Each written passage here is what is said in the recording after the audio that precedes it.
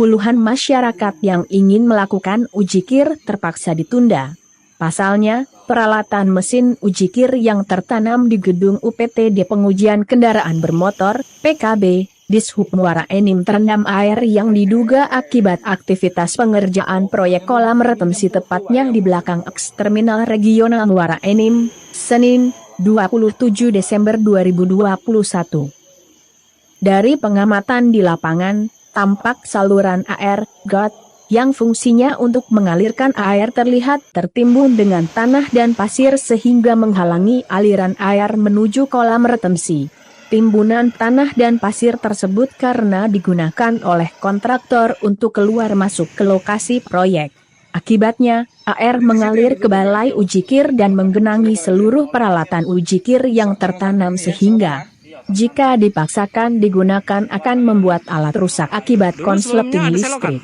Dan untuk menghindari kerusakan peralatan yang nilainya miliaran rupiah, pihak UPTD PKB Muara Enim menunda dahulu kegiatan uji kir hingga peralatan tidak tergenang lagi.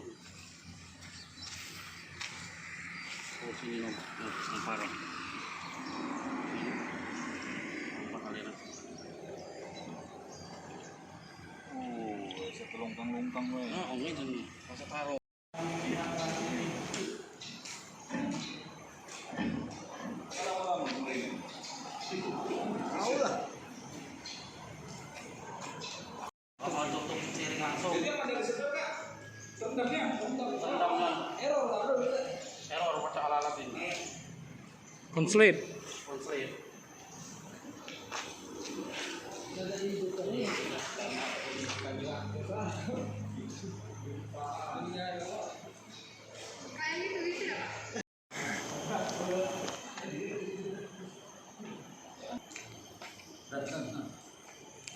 Ini hidup di pompa.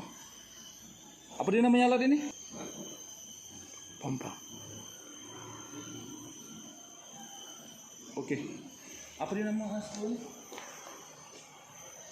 Alat uji. Alat uji. Fasilitas alat uji.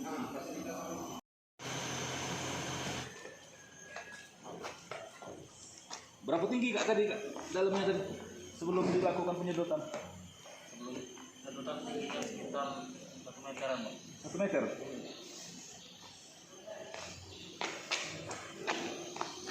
Ini baru kali pertama?